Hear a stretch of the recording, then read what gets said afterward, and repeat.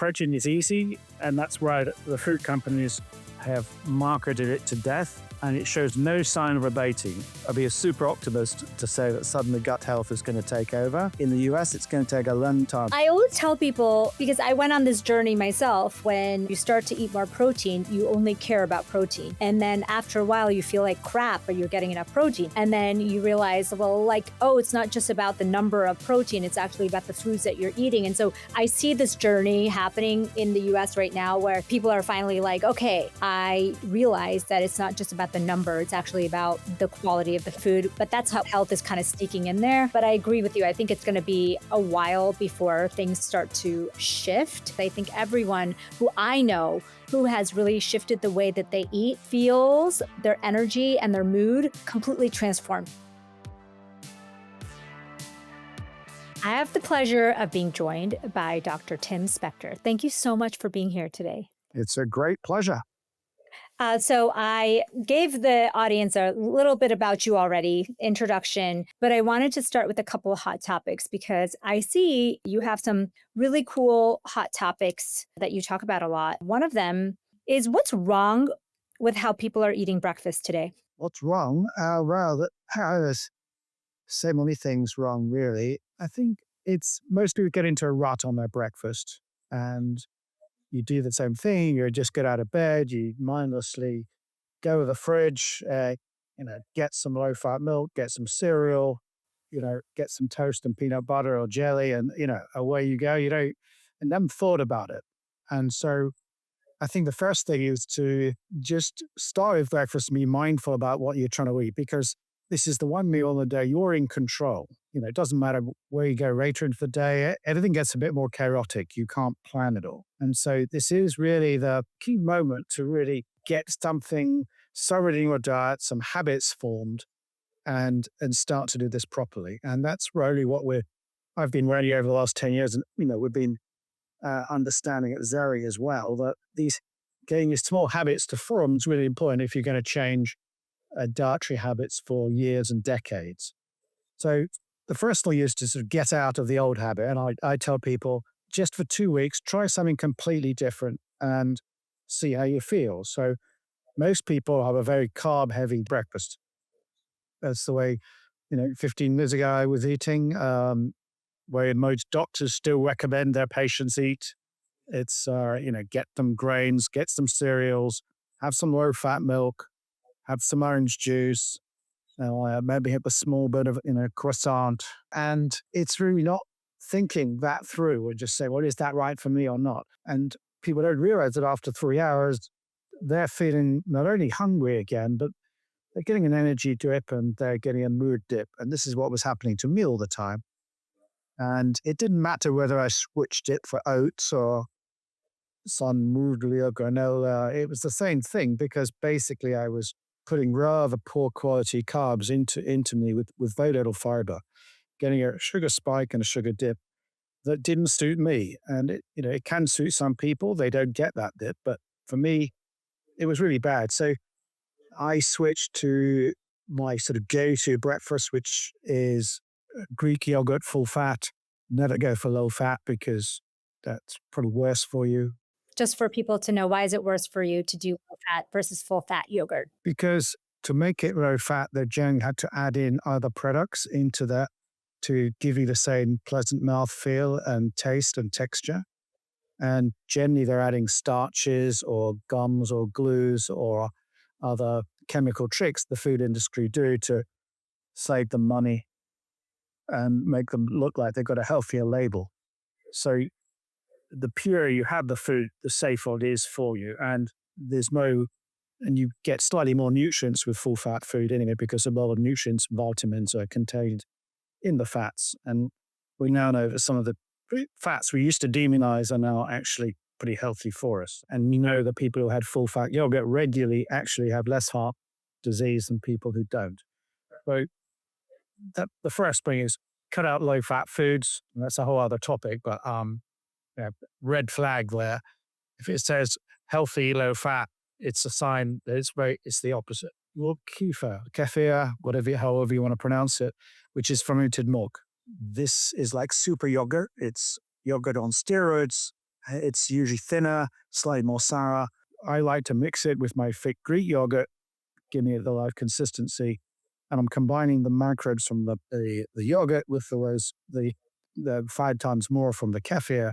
So I'm getting 20, 30 different species there. And then on top of that, I get some frozen berries from the freezer or fresh if it's in season. And I'll usually my homemade granola, and I put the Zoe Daily 30 prebiotic mix of 30 freeze dried plants and fungi, which I have every day as a way to just boost my gut and the diversity there. So that for the last, I guess, 8 to 10 years has been what my go-to breakfast. I don't always have the same because I don't believe we should always have the same thing. And I don't always have it at breakfast time as well. So that's the other difference. Yeah, I was going to ask you about that. For two questions, follow up: coffee and what time? So I have black coffee, and I sort of have it all the time, really, except late at night, because I like to do time restricted eating in a fairly relaxed way. So I'm not high end faster by any means, but if I can get 14 hours overnight, I'm happy. If I get more than 12, I'm relaxed. That's cool. And if some days I can't because I'm going out, having a good time, I don't worry about it. I believe if I have black tea or black coffee without working that fast.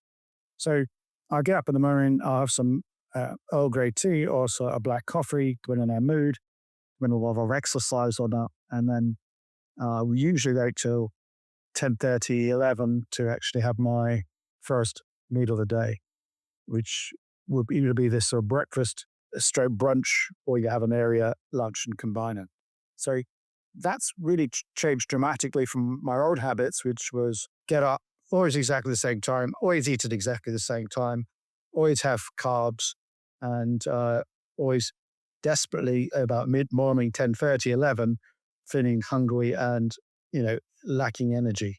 And this has really, really changed me. So I think the key message here is that just rethink what you do normally that, you've been doing on autopilot for so long, don't think about it, but just for 2 weeks, do a trial, write down, use the diary, journal it, and see how you feel. And particularly looking at what we've found that people have done this, we did like for time restricted eating, for example, we did a massive study of 140,000 people who are Zoe members, the Citizen Science Project, and about a third of them absolutely loved it. A third of them hated it, and a third are in the middle. Right? So the third who loved it, they're never going back to eating any other way. They just felt it absolutely transformed their energy levels particularly. And you wouldn't know that if you weren't recording your mood and energy every day.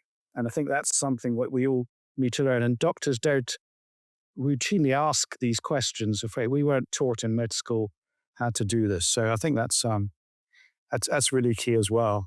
Honestly, what you said about time restricted eating is actually what I do intuitively, because when I started to intermittent fast, I realized that I like shorter fasting and I like to base it on my mood and my energy levels and my ability to fast that day. So sometimes it's 12 hours, sometimes it's 13, sometimes it's 15, and kind of basing it more on circadian rhythms than any kind of external clock. And so I think it can be really nice for people not to have to follow any kind of very strict protocol, but it feels intuitive. Like you shouldn't roll out of bed and have, a big glass of juice and a bagel or something like that. That doesn't intuitively feel right, doesn't feel good for your gut. And it's really not great, at least personally for my blood sugar. It's so funny because I didn't ever eat like that until I was in med school and residency. And they would give you'd show up early in the morning for morning report or a lecture, and it would be orange juice, coffee, bagels, and pastries. And that was the choices of what you could eat. And I remember thinking like, oh, I don't like any of this stuff, but I need to eat something. So that was ironically the time that I started eating this very poor breakfast. Similar in the UK, but I do remember I spent 3 months at Johns Hopkins in the 80s, the time of the wire. And it was quite grim, but, if you went in early and they had these ward runs really early, you did get lots of coffee and there was a huge pile of donuts or bagels. And basically, as soon as you were able, you're eating stuff. And that was was considered normal. Yeah, and that's the only snacks you really had to fuel yourself if you needed a break. Or and I never really ate that before those years. But when you're tired and stressed, anything goes. So it's funny how, it's no wonder physicians have very little knowledge, because not only we don't get taught, but we ourselves go through this rigorous training where we're eating a lot of the things that are probably really, really bad for us. At least that was the case for me. What about eating late at night? What's the problem with eating late? I just came back from the Middle East. Oh my God, you won't believe it. I could not believe the timings of food there. Like nobody eats dinner before 9, 10 p.m. And it's routinely normal to be out and about at 11 midnight eating. And I thought to myself, wow, this is so different. At home, I might eat dinner at 5 or 6 p.m. and then not eat again until the next morning. So tell us about eating late. Well, it's interesting because Europe has the north-south difference. So the further north you go, the earlier you're finishing your evening meal, and the further south, the later. So it's quite common in southern Spain and Greece, to be finishing your meal about 11 p.m. and it be 5 or 6 p.m. in Scandinavia, northern Scotland. So it's interesting how culturally this is uh, has taken over. It doesn't vary that much by summer or winter, which maybe used to in the old days, because I'm sure in the old days it was linked to daylight, Mhm. which still makes more sense. And that's probably why you got the bigger fluctuations in daylight. I'm amazed how healthy the Spanish are, given that the heat so low. And I worked in Spain, and it is really hard. But I found going to bed late gave me acid reflux, and I didn't sleep well on a full stomach. So it meant basically either losing sleep or you had an right and force yourself to have a lie in the next day. But they have generally lighter evening meals than their bigger lunchtime meals and light evening meals, except when they're going out. That's what happens in the home generally in Southern Europe. I believe it is. I think you do need to give yourself at least 2 hours before lying down after your meal, otherwise your body can't cope, and then give yourself this at least 12-hour overnight fast. If you do that, it probably doesn't matter if you do eat later, as long as you fasting over, at least you've got your 2-hour window before you lie down and sleep, and you've got time for your gut to recover. The danger is, you know, in the Middle East, they have pretty terrible dietary habits. And there's a real diabetes and obesity there. And they are eating all the time. So they're not giving their gut any rest at all from my recent trips there. But it may be different where you were. But I think the key is to try and say, well, especially when you're traveling, you can't always control the time you're eating. Just try and keep those intervals large so your body can adapt and recover. And I think, our bodies are reasonably flexible as long as you help them a bit. We do know you metabolize food better in the mornings than the evenings, but we did some studies as always to show that as you get older, that difference gets less. So most of the studies that were reported on this were, the usual 20-year-old male students that is hard to extrapolate to. But when you actually look at 60-year women or more elderly men, you find that the difference between metabolism at 10 in the morning and 10 at night is much less than younger people. So I think it isn't as big a effect as long as you can keep your gut rested. Yeah, one of the things I do when I visited Spain, and actually when I just went to the Middle East, is like moving after meals. So even if you're having a late meal, staying up a little bit later, going for a walk, making sure that you have that break between your last meal and sleep, it can be really helpful. Yeah, and Europeans do more. They walk more than Americans or those in the Middle East as well. So generally, that would be a normal part. They will walk home after their meal. That's generally true as well. Yes. It's so funny in America. Like I often will walk in our neighborhood and I people literally look at me. It's like not very common that people are just walking. I mean, I'm not walking anywhere. It's not like I'm in a walkable neighborhood, but I just walk because I need to walk. And I'd rather take a call walking or than sitting at a desk. And it's so not normal here. Everyone goes to the gym to exercise. It's not normal. I mean, of course, there's parts of the US that are very walkable, but not most of it. People look at you kind of funny. With then driverless cars with the ability to have a treadmill in them so you can get your Like exercise as it. Flintstone cartoon. I don't know if you ever saw that. It's like, you gotta go back. But we go sometimes I'll even go to the gym, when the weather is bad, and I will walk and do work on my phone or, like, go allow myself to look at social media or something because I think we just don't move enough, and one of the worst things that ever happened to me was about 7 years ago, our office switched to EMR, so electronic medical records, and that meant that instead of walking in with your chart and taking notes and talking to the patient, you walked straight in and you sat at this computer and you first had to unlock it. So there's like 2 minutes where you're just trying to like get onto the system and the person's just sitting there. And then you're sitting in your chair and staring at them, and then the whole kind of encounter has very little movement at all and, like, even interaction with the patient. So sad because I thought that the old days, at least for medicine, were so much easier to kind of, like, have patient contact. I ended up just learning how to dictate my notes afterwards because I decided that I didn't wanna sit down through the whole, thing. Because otherwise you're just you're sitting on a computer the entire time and, like, you're not really interacting with the patient. So Um, true. That that can even look at a transcription, or AI transcription is taking over. So that awful bit of, talking minely to the computer is hopefully going to be pretty soon a thing of the past. But it was pretty horrible. It put back doctor-patient relationships by about 20 years, I think. ugh, it's awful.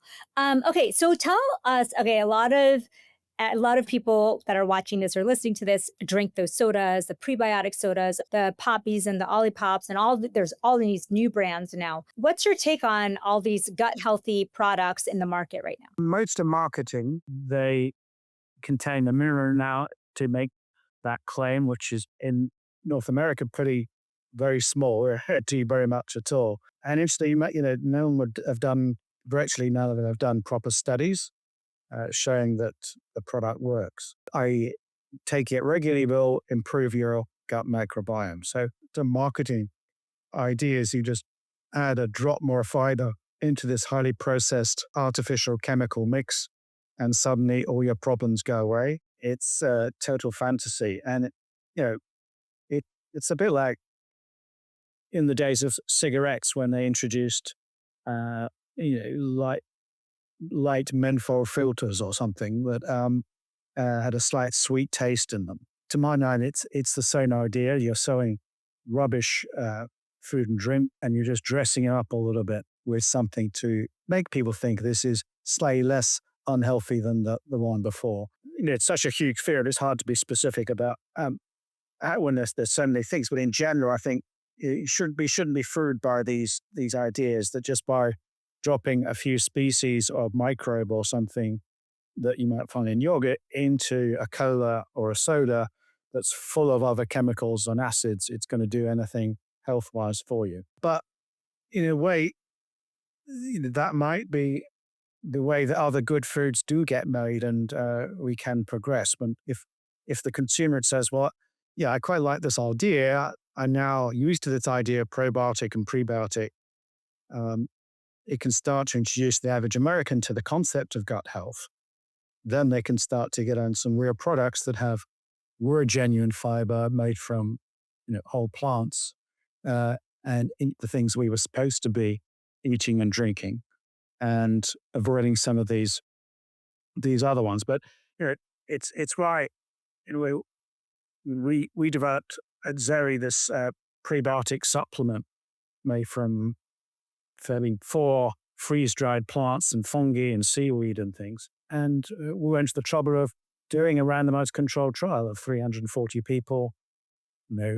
It took over a year, cost millions of dollars, but you can't actually distinguish our product easily from any of these others on the market because the labeling rules don't let you say, well, this is actually done a randomized controlled trial, which, as you know, is a hard bar to pass to say it improves your gut health versus all these others that just have it on the can or the protein bar. And What does it taste can't like? tell- what does it taste like? It's weird and tasteless, or it's like a mild granola. Mhm. Um, and so you can't taste the fungi or uh, the herbs and spices much, but it's something you put on other food rather than add it instead of food.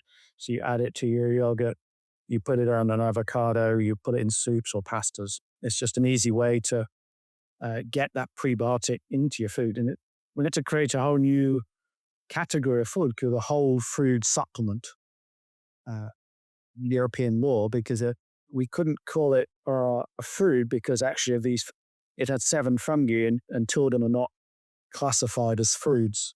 Things like cordyceps and all these more functional mushrooms. And so, you know, the idea of having 34 different combined plants confused the regulators, so they didn't really know what to do with it. But it's actually, yeah, it's doing really well, and people like the idea of having a supplement that isn't a green powder full of chemicals.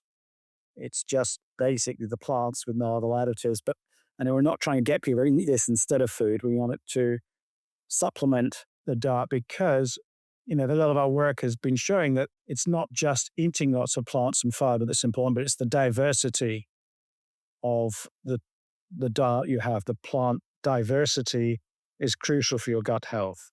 So there's no point just having kale 4 times a day. That's not going to really help your gut microbiome. But if you have 30, you can get 30 plants a week through just choosing different foods and variety and more Middle Eastern type dishes, if you like, then that has been shown to build up your gut health. You get more species, more diversity, which means your gut microbes which are basically little mini pharmacies, can produce healthier chemicals for your body. So that was the idea behind it. But at the same time, through my books and Zoe, we want to teach people normally to eat 30 plants a week, right?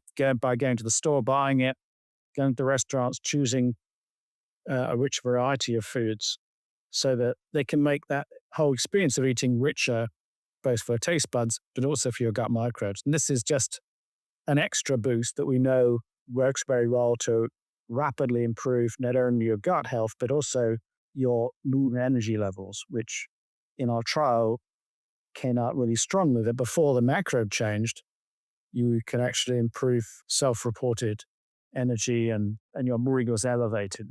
Similarly, in our studies, this is what we show, whether it's time restricted eating, having more prebiotics, just following a Zoe gut-friendly diet, or having fermented foods, they all have this effect in that most people reporting within a few days a change in mood and energy, which I think is something we need to pay much more attention to. As I was saying, listening to our bodies, trying to work out what's good and bad for us, which we haven't been tuned into at all. And I think that's why we're a bit behind. One of the things I find really challenging, I'm all in for the fiber, the 30 different types of foods, but fermented foods is a really difficult one when I used to never travel when I was just like in clinic, but now I have a lot of travel in my life, speaking and various engagements.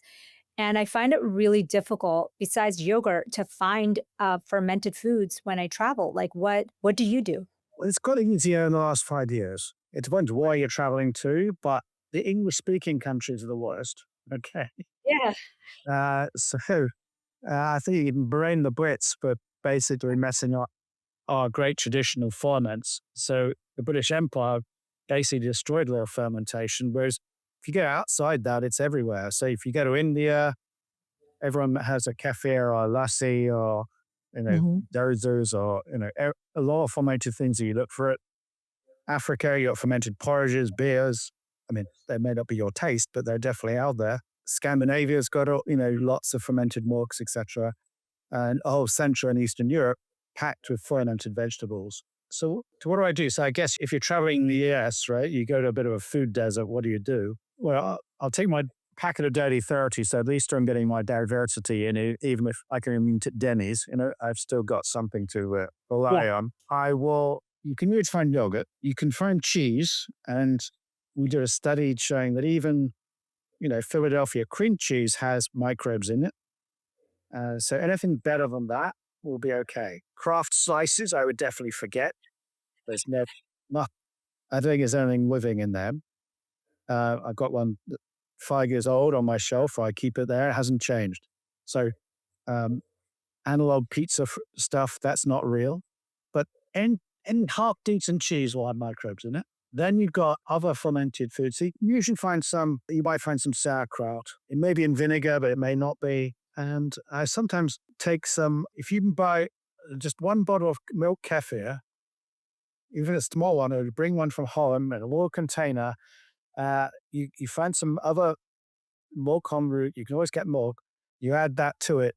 The next day you have your own kefir, and you can keep it going if you can't do that. So if you bring your own, say, little container of kefir and mix it in a new glass of milk, if you put that back in the refrigerator, will it continue to kind of ferment, or do you need to leave It it needs to out be for down. how long do you have for? Depending on the temperature and how cool it is, it probably needs At least 12 to 18 hours outside, and then it'll be okay. It's called backstopping. It's what they always used to do in the old days. Yeah. I think my grandmother did that to make yogurt, she would take a little bit of the old one and then And make some. And if you're in a hot place like India, that's how they used to make it. Every night they just made another batch for the next day, and it was ready to eat. So that's one little trick. And then, of course, it's learning all these other things that are what are fermented foods. So you've got, obviously, sourdough bread, pretty hard to find in the US, but it's dead, but it has been fermented. You can have soy sauce, anything with miso, any fermented soybeans, tempeh. So, depending on which country, where you are. But a lot of the US can be tricky. You can generally find kombuchas in the stores. Yeah. I made a mistake in LA and buying some kombucha, drinking the other day, and somebody feeling a bit woozy. And I looked and it said hard kombucha. It doesn't exist anywhere else in the world. You usually got a limit of 1% alcohol. But Oh, interesting. typical in California, you can do anything. But even you bear those ones that you look at it dodgy because they say pasteurized, or they say lightly pasteurized kombucha. But in the new book, Ferment, I did a study of 70 of these commercial brands, and they're still useful because the microbes are dead, but we now know that dead microbes are actually still helpful for our immune system. And so a lot of these fermented foods, even if they're dead, are going to have a beneficial effect. So, I would have said 3 years ago, don't bother. But now you've been killed, pasteurized, heat killed, you're still going to get some benefits. So even in the worst places in the US, you can just about get 3 a day if you Philadelphia cream cheese counts as one, and you can make your own kefir and the odd bit of dead kombucha. What is the data behind 3 a day ferments? Really, this comes from clinical trials. So there are about 20 clinical trials, and they generally in those studies used arbitrarily this figure of 3 servings a day. There was Ram Kinian from Stanford that used 5 a day, but it was very short. They were just trying to get an effect within 2 or 3 weeks on the immune system, and that was the one that showed there are 25% improvement in inflammation levels and 17 or 19 inflammatory proteins reduced. So I think the sweet spot is on between 3 and 5. And I think that's attainable. We did another citizen science study, asked 9,000 people who didn't take ferments in the UK. It was Missouri members, and that, there were sort of novices to fermentation. Got them to try it. 1,000 gave up, but 5,500 completed the whole thing, did 3 a day, and managed it, without stopping for any side effects or anything.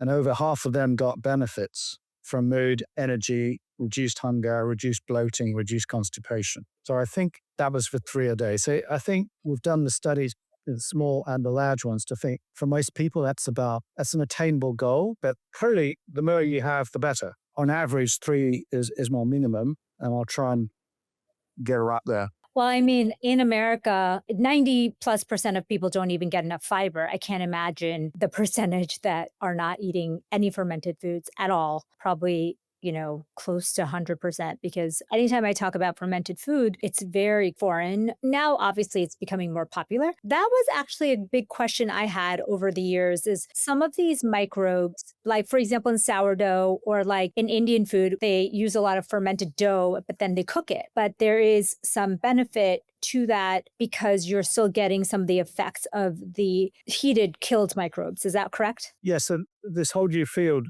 is really only for the last 3 years.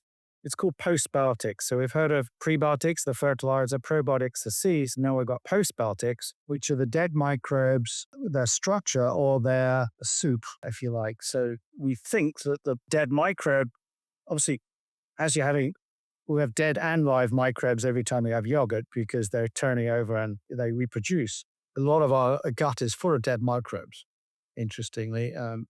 Half our stool is made out of dead microbes. So it's an interesting thought next time you go to the toilet. It's a funeral. But seriously, we think they work because the protein on the cell wall is interacting with the immune cells probably in our small intestine, where there's less competition, and triggering the immune cells there to talk to the rest of the microbes, the rest of the gut, and then through the vagus nerve to the brain and have this effect. And it's not so crazy when we think about other examples in biology and medicine. Dead vaccines, how do attenuated heat-killed vaccines work the same way? But in a way, what we're doing with our eating fermented foods is a bit like having regular immune boosting as if micro vaccinations. I think that's probably why we evolved to eat fermented foods. It's very much a huge tradition that we've lost in the English-speaking world, and we need to get it back because it obviously played a crucial part in, supplying us for those microbes that are missing in our normal gut. And the key chemicals they can produce, the key help for our immune system we can provide, we're just simply lacking in our normal gut. We're taking too much mg or whatever to produce it. And that's why we evolved a taste for these fermented foods, and humans have sought them out, whether it's in the form of alcohol, whether it's in the form of, fermenting fruit. And that's why half the monkey species you see still around today have a preference for fermented fruits over unfermented fruits. It's a question my son, who's 18, who just asked me, oh, well, what about fermented alcohol? Why isn't that healthy? Well, some of it, maybe you can tell him. They won't want to tell him, but Yeah, exactly. all alcohol is fermented, but then some are distilled. When you distill it, you destroy everything. Okay, so there's no good distilled alcohol that's good for your gut. But the non-distilled ones, like wine, for example, which is fermented grapes, has been shown. We did a study a few years ago, and others have done it as well, to show that particularly red wine has a beneficial effect on gut microbes. That's probably because of the high defense chemical polyphenol count in the fermented grape juice that you don't get in grapes.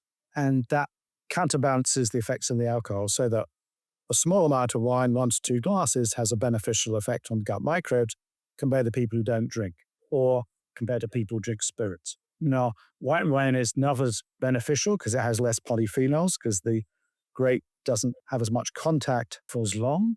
And then the other alcohols that are useful are like apple cider, and you call it hard cider, don't you? So this is the fermented one. And again, that's the apple skin.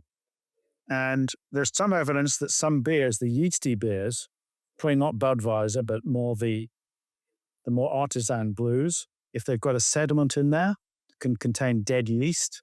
There's some evidence, there are a few clinical trials showing that that has some benefits. Overall, alcohol is still bad for you, but if you are going to drink, then drink something that has some slight benefit to counteract some of those bad effects. I think that's the lesson there. So yeah, and have the dregs of the broth. That's Well, okay, question for you. We kind of talked about postbiotics and prebiotics a bit and probiotics. Out of those three, say someone's just new to this and they want to know where to start and they want to know maybe the ranking of how important you think each of those are, how would you rank them? great question. We do actually do a study that partly answers this. So when we tested our prebiotic, the daily 30 mix, we compared it to a single commonly sold probiotic in capsule form called Lactobacillus reuteri, Okay. which is a very common one. About 30 studies done. It works. Our prebiotic had about tenfold more effect on the gut microbiome than this single species probiotic. We haven't done the study comparing our prebiotic against fermented foods.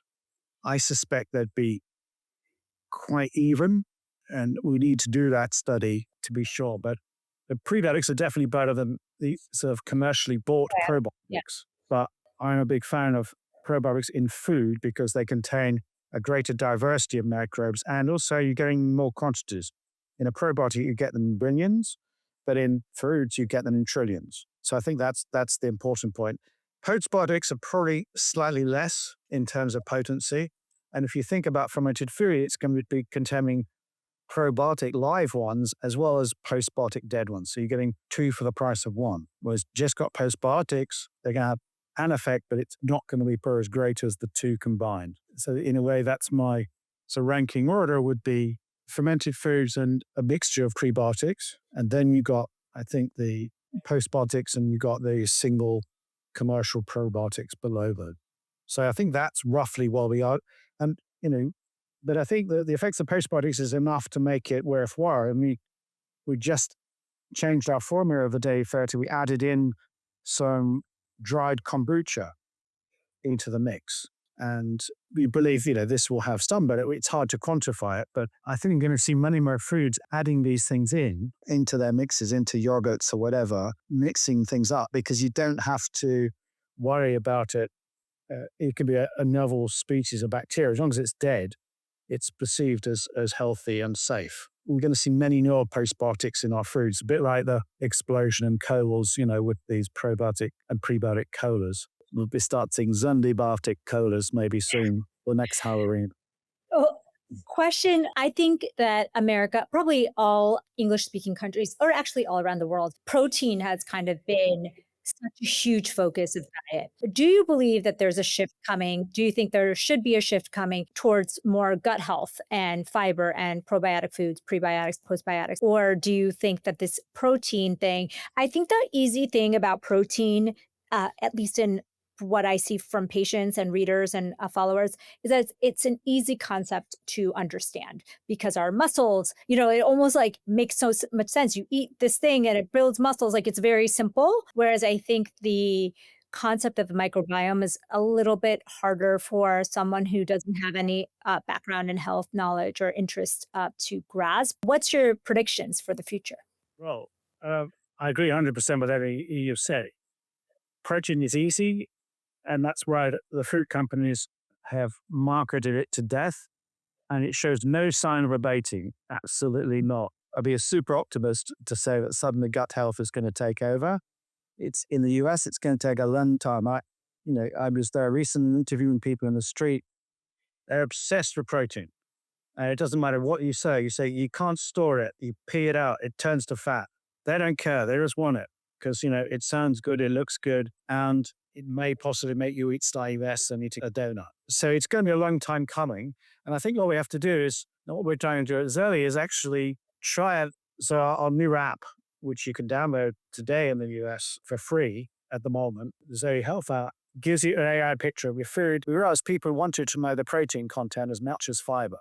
And essentially, when we started just giving the fiber, they weren't that interested in it. Now we're getting protein, and they can track protein.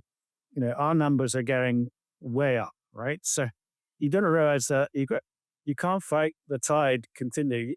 But as long as we can say, yes, you're getting enough protein, but people then get relaxed once they're realize they're getting, 40, they're getting their 70, 100 grams of protein a day or whatever it is, much more than they need. And they can start saying, okay, well, why not have some of those gut-friendly forms in healthy protein rather than just in red meat with saturated fat or processed meats? And then you can start to have that discussions. And then you can talk about, as well as giving you the protein, it's also helping your gut health if you have legumes and pulses and all this other stuff. So I think we're going to live with it for a while, Amy. It's not going to go away. The food companies have got the bit between the two. They're selling so much crap food by selling protein bars, drinks, snacks, everything. It's going to be another 10 years, I think, before protein dies. And we have to try and work with it and convert people and say, you know what? Did you realize beans are full of protein? And actually, this is healthier protein than, you don't need all that meat. Your microbes will much prefer the protein in this form. Well, I always tell people, because I went on this journey myself, when, you start to eat more protein, you only care about protein. And then after a while, you feel like crap, but you're getting enough protein.